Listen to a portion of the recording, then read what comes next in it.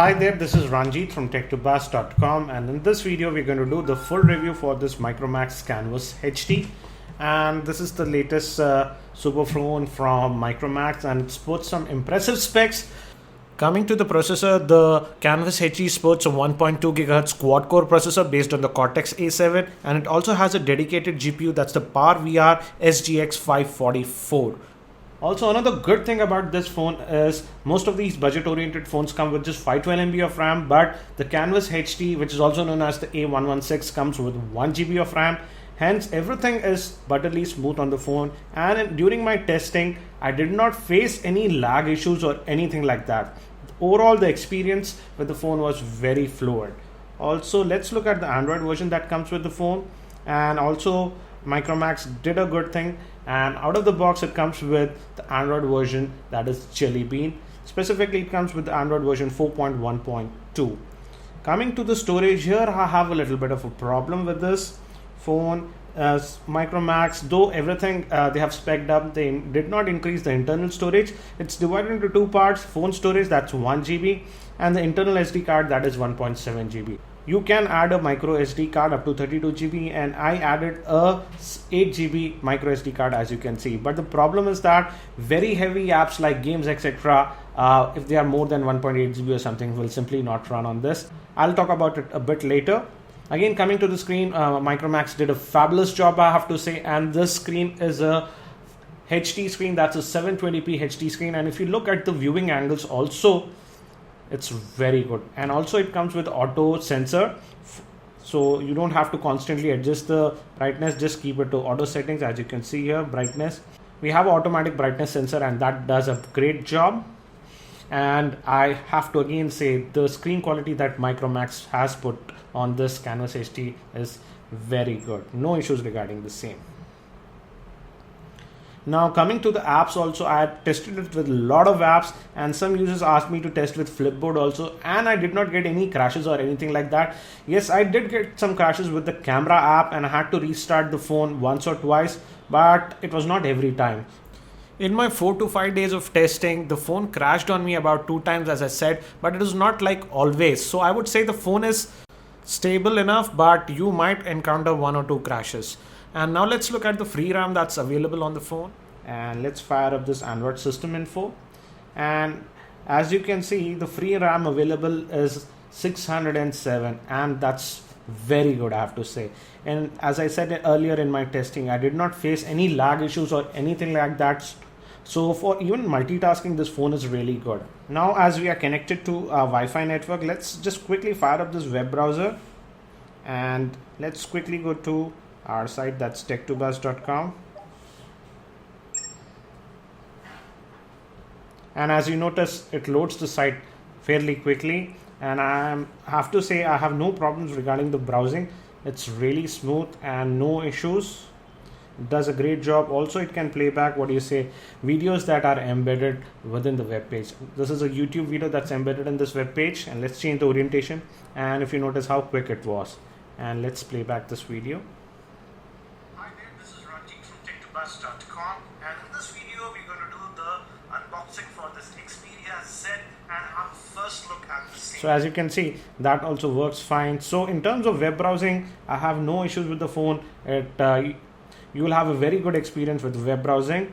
Coming to the speakerphone, it's on the back, it's adequately loud, but what I have noticed is that at full volume, it vibrates the bass of this a little bit. So the build quality, yes, it's very good. There's no creaking noise or anything like that when you shake the phone or anything, but I would say the build quality is perfect. Micromax has come a long way, but again, it's not perfect. And when you raise the volume of the speakerphone, this back portion vibrates a little bit, so it gives that cheap feeling.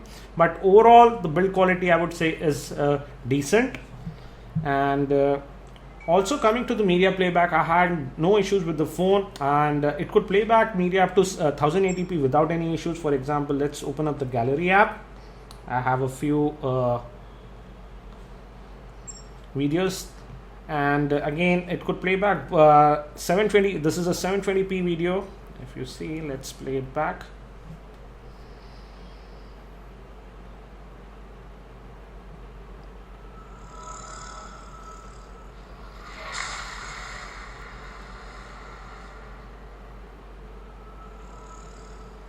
I can see the viewing angles also are really good.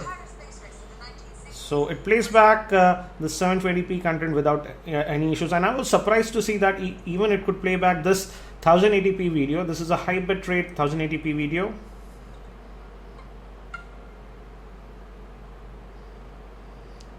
So the quad core power is just coming here because most of the dual core phones just simply cannot play back this video this smoothly. So again, in terms of video playback, you shouldn't have any problems with the phone. Also, let me show you the YouTube app, and let's just play back this Micromax Canvas HD gaming video that I made earlier. Let's scrub a little, and just notice this, it plays it back in HD quality, and again it does a brilliant job. So for watching videos etc., you'll have a very good experience with this phone. Now coming to the gaming, I have made a dedicated video regarding the gaming performance of this phone, so you can check out that video for more info. This phone does have the the processing and the GPU power, but simply due to the limited internal storage, many heavy games, for example Asphalt 7 or Nova 3 etc., games like that will simply not install or run on this phone.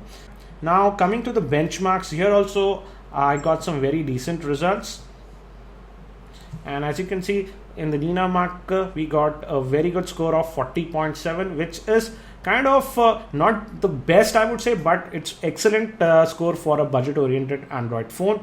And as you can see, it comes with the PowerVR SGX 544 GP. Let me also show you the quadrant scores. I've run it. Before that, let me show you the system information. As you can see, it's a 4-core processor clocked at 1.2 gigahertz, and the memory is 1 GB.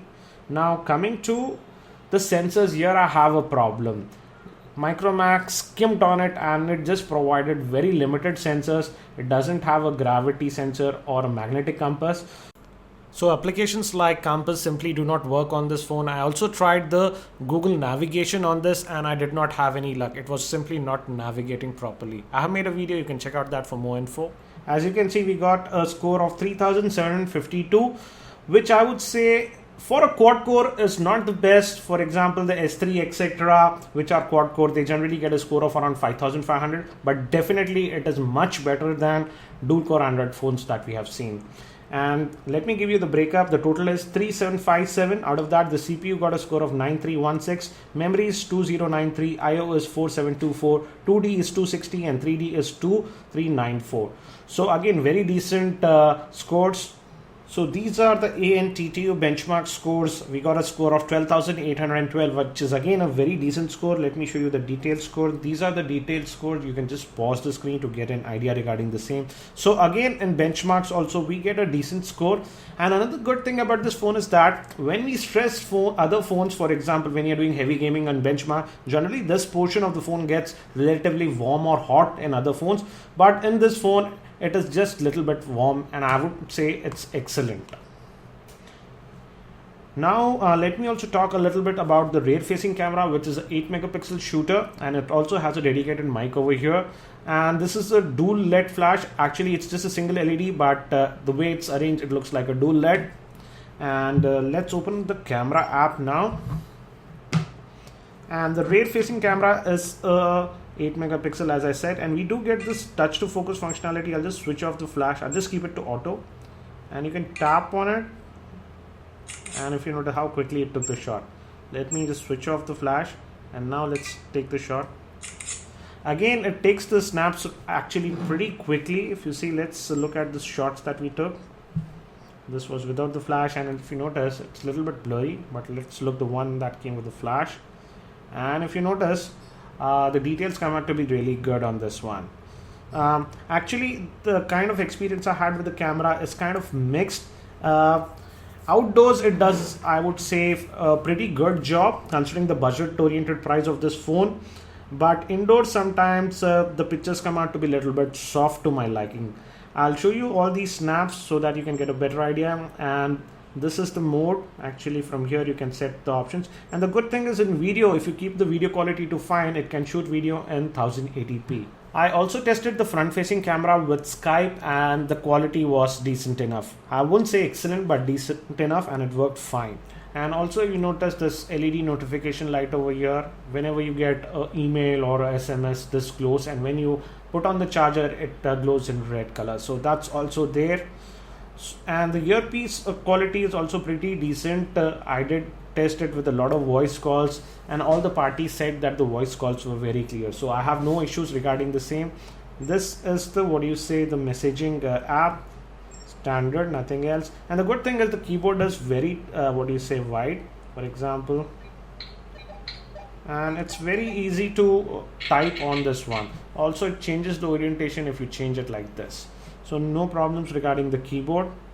Now coming to the battery life, Micromax has put in a 2000 milliampere battery on this phone, and I did all my testing with just a single SIM card, and with that and medium usage it could last slightly more than 1 day. But if you're going to use 2 SIM cards, then you might need to charge the phone twice a day. So I would say acceptable battery life for medium usage if you're going to use a single SIM.